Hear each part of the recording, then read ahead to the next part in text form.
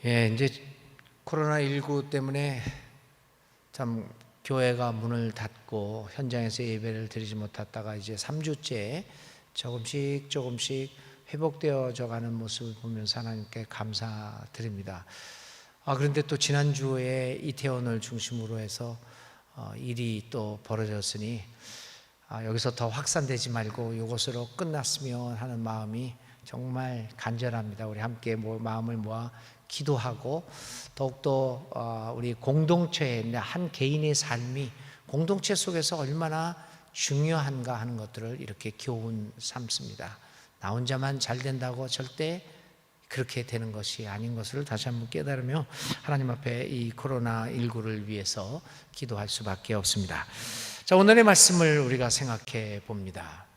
이런 우화가 있습니다. 우화라고 하는 것은 말도 안 되는 이야기를 엮어내서 그 이야기를 통해서 우리에게 어떤 교훈을 주는 옛날부터 내려오는 하나의 교훈 방식입니다. 이런 우화가 있습니다. 사슴과 호랑이가 깊은 사랑에 빠졌습니다. 그래서 사슴은 호랑이에게, 호랑이는 사슴에게 좋은 것을 주고 싶고 사랑을 베풀고자 합니다. 사랑을 해본 사람은 누구나 아는 감정일 겁니다. 그래서 사슴은 호랑이에게 최고로 좋은 것을 주고 싶었습니다. 그래서 사슴은 자신이 제일 좋아하는 신선한 야채를 가득 안아가지고 호랑이에게 매일매일 신선한 야채를 주었습니다. 좋은 것을 주었습니다. 호랑이도 마찬가지입니다. 자신이 사랑하는 사슴에게 좋은 것을 주고 싶습니다. 그래서 호랑이는 자기가 제일 좋아하는 양을 잡아서 맨날 사슴에게 갖다 주었습니다. 그런 광경을 쳐다보는 우리는 이 사슴과 호랑이의 사랑이 매일매일 깊어질 것이라고 생각을 했습니다. 그런데 얼마간의 시간이 흐르면서 사슴과 호랑이의 사랑의 관계는 점차 금이 가고 나중에는 갈라서고 말았습니다. 여러분, 무슨 일이 발생한 겁니까? 사슴도 호랑이에게 제일 좋은 것으로 사랑과 친절을 베풀었고 호랑이도 마찬가지로 사랑하는 사슴에게 가장 좋은 것으로 베풀고 친절과 사랑을 주었습니다. 그런데 왜 사랑이 끝나고 맙니까? 무슨 일이 발생한 것입니까? 문제는 상대방이 무엇을 좋아하는 것에 대한 배려가 전혀 없이 내가 좋아하는 것만 가지고 상대방에게 사랑과 친절을 베풀었다는 데 있습니다. 우리는 이처럼 자기 중심이 될 때 상대를 살피지 못합니다. 상대가 무엇을 좋아하는지, 무엇을 원하는지 이해할 수가 없습니다. 그런데 우리는 이 우화를 통해서 깨닫습니다. 진심 어린 사랑은 자기 중심이 아니라 타자 중심일 때 가능하다는 것을 깨닫습니다. 상대방을 향하여 상대방의 감정에 내 자신을 충분히 이입시킬 수 있어야 불편하지 않게, 상대방을 불편하지 않게 만들면서 나의 사랑을 전달할 수 있습니다. 상대를 배려하는 일은 내 입장이 아니라 상대의 입장에서 생각하는 것으로부터 출발합니다. 여러분, 가장 좋은 게 뭡니까? 사실 생각해 보면 상대의 입장에서 좋은 것이 아니겠습니까? 인터넷을 보면 여러 가지 글 쓰는 사람들이 참 많습니다. 근데 제가 한 글 쓰는 사람의 블로그에서 어떤 사람의 글을 하나 발견을 했습니다. 이제 이 사람이 자기의 경험을 블로그에다가 썼습니다. 아마 딸하고 편의점에 갔다가 생긴 일을 이렇게 썼던 것 같습니다. 이렇게 그는 말합니다. 딸과 편의점에 갔다. 딸은 뭘 먹을지 고민했다. 근데 60대 중반쯤 보이는 할머니가 얼굴에 미소를 가득 지으며 딸에게 다가왔다. 그리고 할머니 특유의 친절을 베풀었다. 아가야, 과자 사러 왔니? 양갱이 맛있어. 네가 손에 잡고 있는 초콜릿은 몸에 안 좋아. 그러면서 그 할머니는 꽤나 길게 아이에게 말을 붙이면서 딸의 손에 과자를 양갱을 쥐어 주셨다.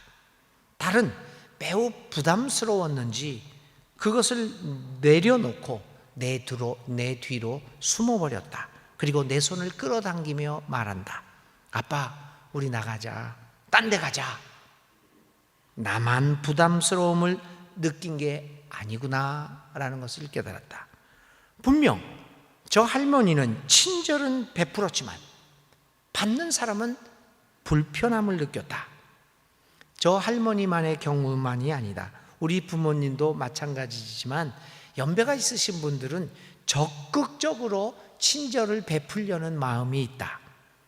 예를 들어서 식사 시간에 이거 먹어봐, 맛있어 라며 음식 권하고 심지어는 숟가락 위에 얹어주기까지도 하신다. 애정과 사랑의 친절의 표현이라는 것을 너무나도 잘한다. 알지만 불편할 때도 있다. 간혹 먹기 싫은 음식을 계속 건넬 때 내색하면 서운할까 봐 억지로 웃으며 받아 먹을 때가 많다. 50대 이상 어른들은 이 같은 적극적인 친절을 주고받는데 익숙하다. 그러나 젊은이들은 그렇지 않다.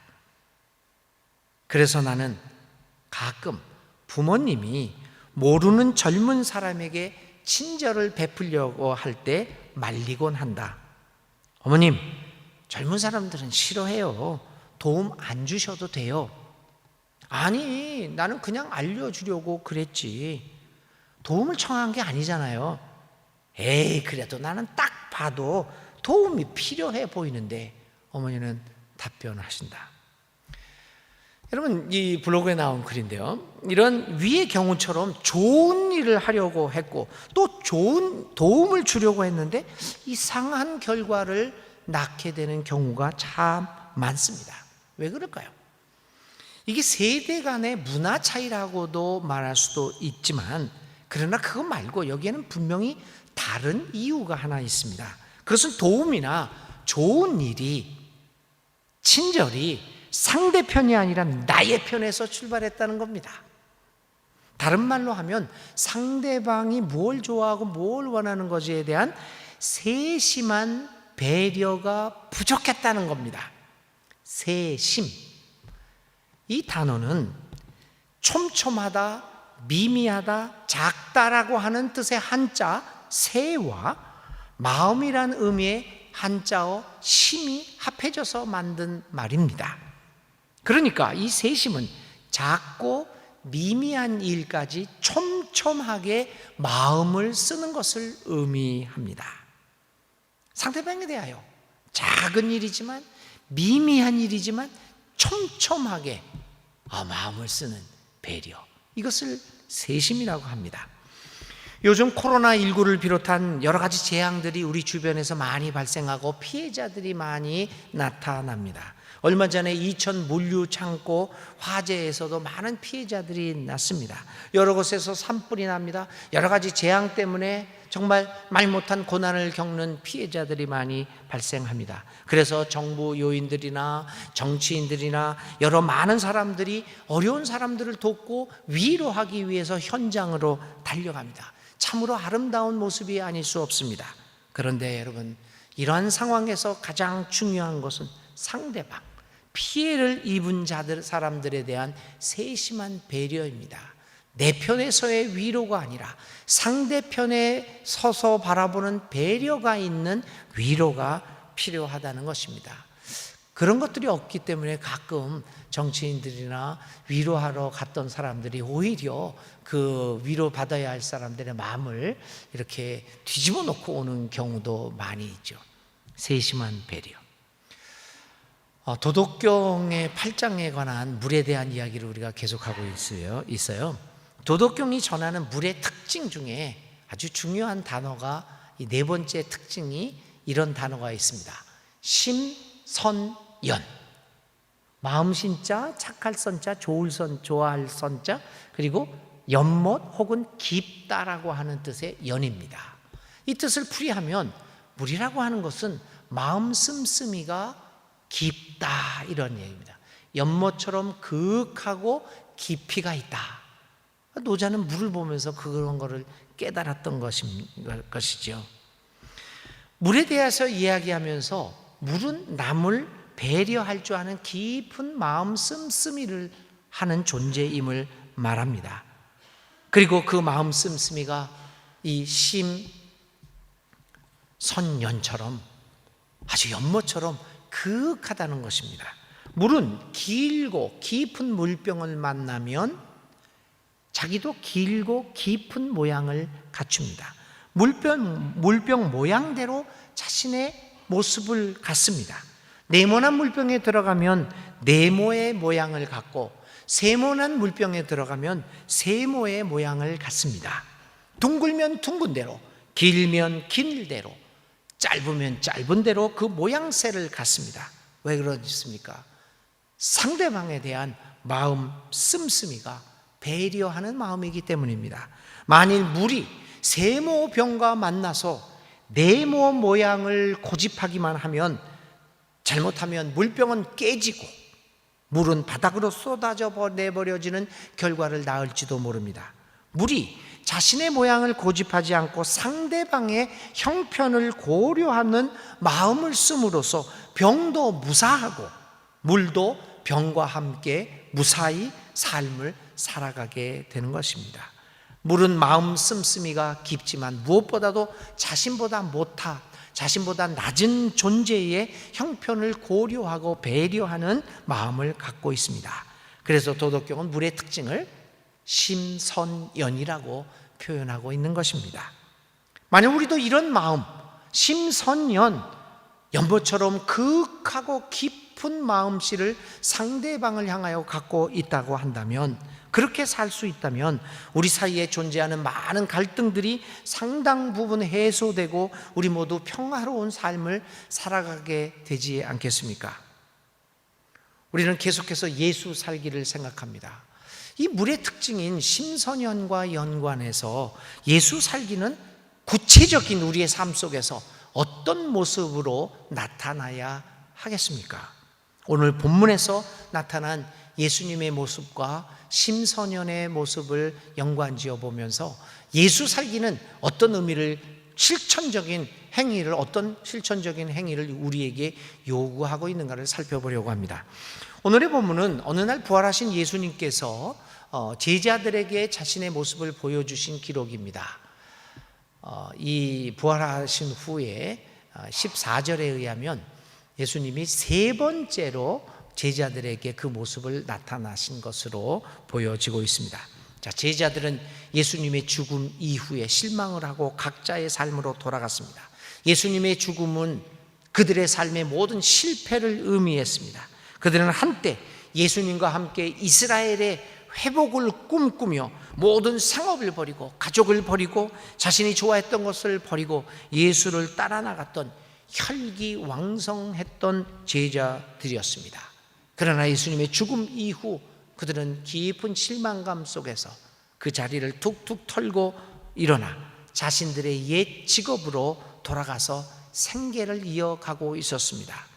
그들은 한때 예수님과 함께 가졌던 메시아 왕국에 대한 꿈들을 애써 털어내면서 마치 아무런 일도 없었던 것처럼 그렇게 생계를 이어가며 살아갔습니다. 그러나 그들의 마음 한구석에서는 무엇인가 채워지지 않는 것들이 있었습니다. 그들의 마음 속에서는 허무함과 허탈감을 벗어버릴 수가 없었습니다. 그들의 머릿속에서는, 그리고 가슴에는 예수님과 가졌던 그 많은 인생의 경험들이 회한으로 남겨져 있었을 것입니다. 이러한 심정을 요한복음 기록자는 21장 3절에서 아주 아름답게 아름답다는 것보다 아주 실감나게 문학적으로 표현을 하고 있습니다. 여러분 21장 요한복음 21장 3절을 보면 이 제자들이 예수를 떠나고 예수의 죽음 이후에 그들이 느꼈던 인생의 감정들, 그들의 허탈감들을 이렇게 그 허탈감이 묻어나오는 걸 볼 수 있을 것입니다. 21장 3절에 요한복음 그 기록자는 이렇게 표현합니다. 시몬 베드로가 그들에게 말하기를 나는 고기를 잡으러 가겠소 하니 그들이 우리도 함께 가겠소 하고 말하였다. 그들은 나가서 배를 탔다. 그러나 그날 밤에는 고기를 한 마리도 잡지 못하였다. 얼마나 무의미한 허무한 허탈한 인생의 모습을 보여주고 있습니까? 외롭고 답답하고 이 허탈한 삶을 계속하던 이 제자들에게 어느 날 예수님이 나타나십니다. 그러나 그들은 예수님을 금방 알아보지 못합니다. 그날도 열심히 그물을 던졌지만 아무런 수확을 하지 못한 허무하고 허탈한 삶을 보냈습니다. 그런데 가운데 갑자기 나타난 낯선 한 사람이 있었습니다. 그가 제자들에게 묻습니다. 뭘 좀 잡았습니까? 못 잡았습니다. 그러자 낯선 사람이 제자들에게 말합니다. 그물을 배 오른쪽으로 던지십시오. 그리하면 잡을 것입니다. 제자들은 무엇에 홀린 것인지 모르지만 고기잡이의 전문가들인 이 제자들은 낯선 사람에게 아무런 의문도 제기하지 않은 채 그저 무엇에 홀린 것처럼 그것에 따라서 그 물을 던집니다. 의외였습니다. 고기가 너무 많이 걸려서 그물을 끌어올릴 수 없을 정도가 되었습니다. 하나도 잡을 수 없었던, 밤새 일해도 잡을 수 없었던 그 무의미한 삶과 허탈한 삶이 예수와 만나자 배가 가득 찰 정도로 의미가 풍성한 삶으로 변해버렸습니다.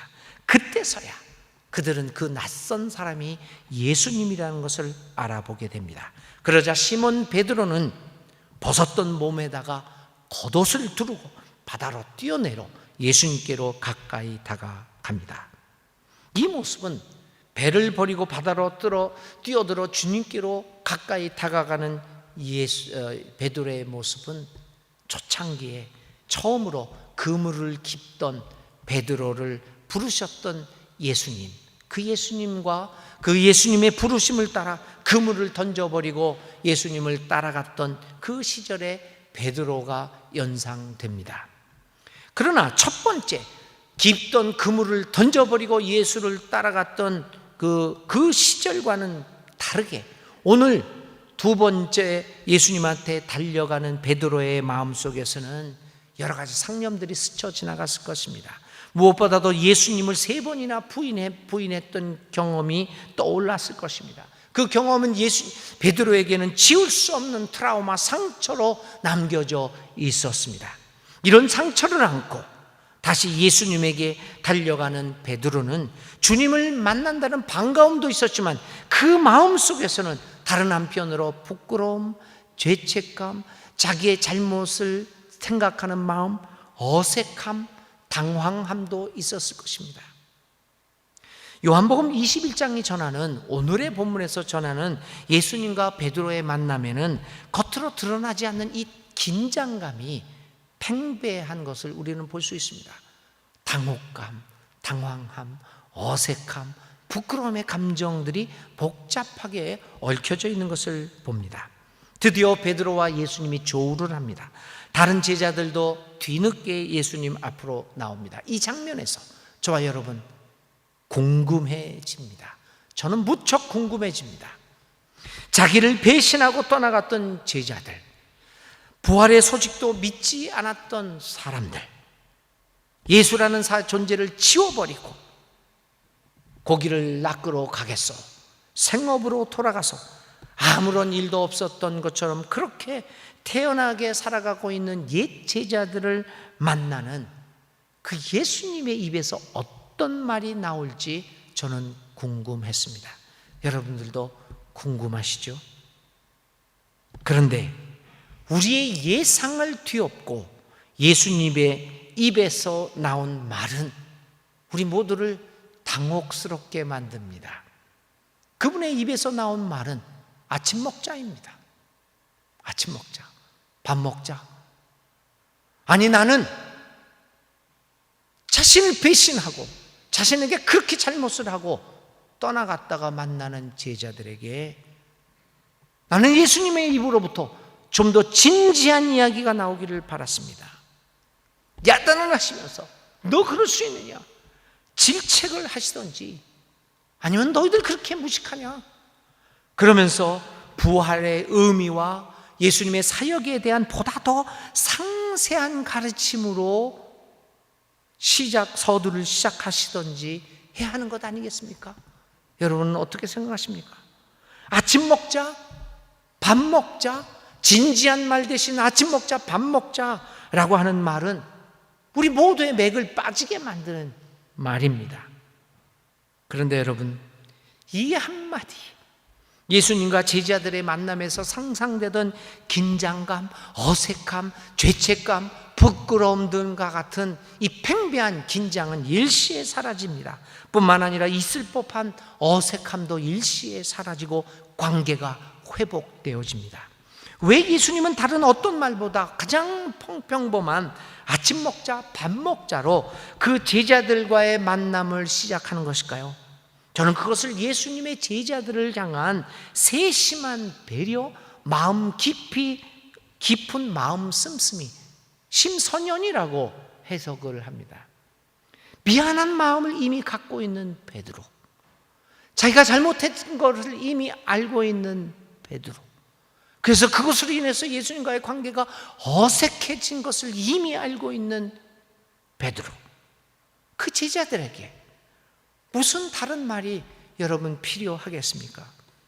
왜 나를 배신하고 뿔뿔이 흩어졌냐고 따지면서 제자들의 의지가 박약함을 강조하면서 제자들이 잘못했다고 하는 것을 그렇게 따지듯이 묻고 가르침을 주어야 맞는 겁니까?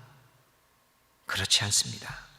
예수님은 이미 제자들이 예수님을 향하여 미안한 마음과 어색한 마음, 죄스러운 마음을 갖고 계심을 이미 알고 계셨습니다.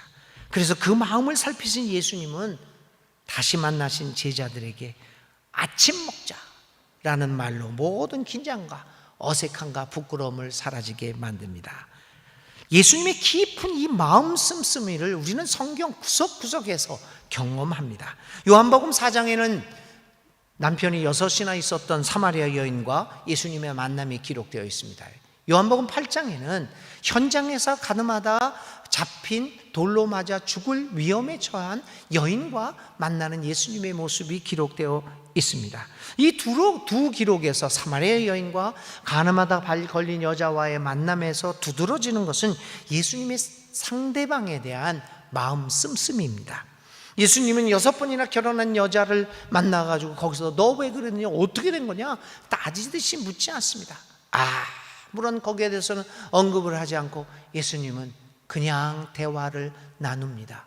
대화를 나눈 가운데 사마리아 여인은 모든 마음의 상처를 치유받습니다. 가늠한 여인에 대한 빗발치는 심판의 소리에 예수님은 죄 없는 사람이 먼저 돌을 들어 치십시오 라고 여유 있게 말씀하시고 땅에 무엇인가 글을 쓰십니다. 이 모든 행동은 상대방에 대한 깊은 마음 씀씀이 아니겠습니까? 예수님은 우리에게 심선연의 경지를 보여주셨습니다. 심선연, 깊은 마음 씀씀이를 보여주시는 그 예수님을, 그런 삶을 살았던 예수님을 살고자 하는 우리들의 구체적인 행위는 이러한 심선연, 깊은 마음 씀씀이로 우리의 삶에서 묻어나와야 하지 않겠습니까? 10여 년 전, 벌써 12년이 됐군요. 서울의 한 교회에서 목회할 때였습니다. 한 120명 정도가 작년이 출석하는 자그마한 교회였습니다. 그래서 전임 교육자들이 담임 목사인 저하고 이제 막 30살 된 신대원을 갓 졸업한 전도사가 이제 전임 전도사로 있었습니다. 그래서 이 새벽 기도를 그 전도사님하고 전임 전도사하고 저하고 이렇게 나누어서 했어요. 그래서 월요일, 화요일은 우리 전임 전도사님이 하고, 저는 이제 나머지 4일을 하고 뭐 이렇게 해서 나누어서 했습니다. 이게 월요일이었습니다. 그날은 전임 전도사가 새벽 기도의 설교 담당이었습니다. 그래서 저는 조금 이제 제가 설교를 하는 것은 아니었지만 조금 일찍 본당에 나와서 이제 앉아 있습니다. 5분 전이 됩니다. 근데 전도사님이 나타나지를 않아요. 뭐 좀 늦게 올 수도 있지. 시간이 되었어요. 근데도 안 나타나요. 그때도 늦을 수도 있지. 근데 3분, 4분. 그런데 자꾸만 뒤를 돌아봅니다. 그래서 5분이 거의 다 됐을 때 이건 뭐 어쩔 수 없는 상황이니까 저 앉아있다가 그냥 입은 그 양복도 입지 않고 있었는데 그냥 셔츠만 입고 있었는데 그냥 올라와서 설교를 했습니다. 그래서 이제 설교하고 기도회를 마쳤습니다. 결국은 우리 전도사님은 나타나지 않았습니다. 그리고 이제 9시 이제 출근 시간이 되어서 사무실에 있는데 9시가 조금 넘어서 허겁지겁 헐떡벌떡 하면서 이제 전도사님이 왔습니다. 이게 이제 알람 소리를 듣지 못해가지고 방금 깨가지고 세수도 제대로 못하고 겨우겨우 출근 시간에 맞춰가지고 달려온 겁니다. 그리고 어쩔 줄 몰라 합니다. 뭐라고 말을 해야 될까요? 마음속에서는 화도 나고, 아니 이거 젊은 사람이 이제 시작한 사람이 이럴 수가 있는가, 뭐 이런 마음도 났습니다. 근데 저는 그때 예수님 흉내를 냈습니다. 실제로 냈습니다. 제가 턱 한 말이 아침 먹으러 가자. 그거 조금 나가면 파리바게트, 지금도 자주 다니지만요, 파리바게트 아침 먹는 거 좋아하거든요. 그래서 아침 먹으러 가자. 그래서 그 친구하고 아침을 먹으러서 아침을 사주면서 커피하고 빵을 먹으면서 왜 늦었니? 뭐 어떻게, 그런 소리 한 말도 안 하고 그냥 빵 먹고 정상적으로 돌아와서 근무를 했습니다. 12년이 흘렀습니다. 12년이 흐른 지금 그 전도사님은 목사 안수를 받고 지금 한 100명이 조금 못 되는 교회에서 젊은 시절부터 단임 목사로 활동하고 있습니다. 얼마나 신실하게 목회를 하고 있는지. 그는 지금도 12년이 흐른 지금도 저에게 선생님 선생님 하며 부르면서 전화를 하고 상담을 하고 어려운 일이 있을 때마다, 심지어는 이 성경 본문을 해석하는 거 이렇게 해석했는데 선생님 이게 맞습니까? 라고 전화도 하는 그런 관계를 갖고 있습니다. 만약 그때 제가 아침 먹자라는 말 대신 다른 말들을 했다면 그와 내 관계가 지금까지 유지되고 있을까라는 생각을 합니다. 그때 처음으로 한번 예수님 흉내 내본 겁니다. 아직도 지금도 살아가면서 내가 계속 예수님을 흉내내고 있는가라고 하는 건 좀 의문이지만 그 12년째는 확실하게 예수님을 한번 흉내내 보았습니다. 예수 살기는 이 같은 예수님의 깊은 마음 씀씀이를 가지고 살아가는 것을 의미합니다. 다른 사람들을 향한 배려의 마음을 갖는 겁니다. 성급하게 판단하지 않는 겁니다. 오늘 우리들 사이에서 발생하는 많은 문제들의 이유가 이 같은 깊은 마음 씀씀이가 부족하기 때문에 오는 게 많지 않습니까? 이웃에 대한 배려, 깊은 마음 씀씀이가 없다는 것입니다. 모든 것을 나의 편과 입장에서 판단하고 해석하고 하는 것이 문제의 핵심입니다. 우리의 마음 씀씀이를 보다 넓고 깊게 해서 이웃의 마음을 조금만 헤아려 볼 수 있다면 많은 갈등과 싸움들이 사라지고 우리의 사회는, 우리의 공동체는 좀 더 사랑과 평화가 가득한 공동체로 변하지 않겠습니까? 한국 속담 중에 핑계 없는 무덤 없다. 여러분 이 속담을 들으면은 어떤 생각을 합니까? 이 속담은 상당히 부정적인 이 용도로 사용됩니다. 이 핑계 없는 무덤 없다 말은 무슨 일이나 핑계거리를 찾아보면 다 있다 라는 뜻인데, 그래서 여러 핑계와 구실을 내세워서 책임을 피하려고 하는 행동을 비꼬는 말로 핑계 없는 무덤 없지 이렇게 사용하곤 합니다. 그런데 여러분 이 핑계 없는 무덤 없다라고 하는 속담을 다른 측면으로 살펴보면 매우 중요한 가르침이 있는 것을 보게 됩니다. 사람들이 하는 일, 그것이 우리의 눈에 부정적으로 핑계대고 무책임하게 그렇게 얘기하는 것 같이 보일지라도 나름대로 이유가 있다는 것입니다. 우리의 눈에 보이지 않는 그 핑계거리를 볼 수 있고, 그래서 그 핑계거리를 이해할 수만 있다면 당사자에 대한, 타자에 대한 생각과 판단이 상당 부분 달라질 수 있다는 것입니다. 예수님의 깊은 마음 씀씀이는 그 감춰져 있는 핑계거리를 보고 이해하는 것으로 나타납니다. 그래서 그분은 이웃에 대한 판단을 한 템포 늦출 수 있었습니다. 우리는 다른 사람에 대한 판단을 한 템포 늦출 수 없기에 문제가 되고 있습니다. 예수님은 핑계거리를, 감춰져 있는 핑계거리를 볼 수 있고 이해할 수 있었기에 사마리아 여인과 현장에서 가늠하다 바친 흉측한 죄를 저지른 여인에게서도 핑계거리를 보고 그 여인들에 대한 판단을 한 템포 늦추셨던 것입니다. 오늘 우리들이 수많은 죄를 짓고 수많은 잘못을 저지릅니다. 그런데 예수님은 우리의 많은 죄와 우리의 잘못을 보면서 우리 죄와 잘못 뒤에 숨어있는 핑계거리를 보십니다.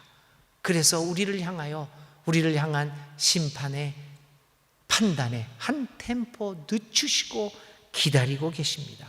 그야말로 예수님은 심선연의 경지에 이르신 분입니다. 사랑하는 교회 여러분, 예수 살기는 이처럼 심선연을 보여주신 예수님의 아침 먹자의 그 깊은 마음을 따라 살아가는 것입니다. 우리들의 이웃들과의 관계에서 아침 먹자라고 하는 심선연의 예수님의 마음만 가질 수 있다면 오늘 우리는 넉넉하게 예수님을 살아갈 수 있을 것입니다. 그렇게 우리가 예수님을 살아갈 수 있으면 아침 먹자의 여유를 잃어버리고 이웃을 향하여 배려 없는 독한 마음을 갖고 살아가는 이 사회를 우리가 보다 여유롭고 풍요로운 평화로 가득 찬 세상으로 만들어 갈 수 있을 것입니다. 오늘 이 아침에 우리들을 향하여 아침 먹자라고 하는 그러한 깊은 마음을 보여주시는 예수님의 마음을 본받아 우리도 우리 가족, 우리 친구, 우리 교우, 또 나를 마음 상하게 만드는 여러 사람들을 향하여 그죠? 아침 먹자라고 하는 예수님의 마음을 실천할 수 있는 예수 살기에 성공하는 우리 모두가 될 수 있기를 주님의 이름으로 기원드립니다.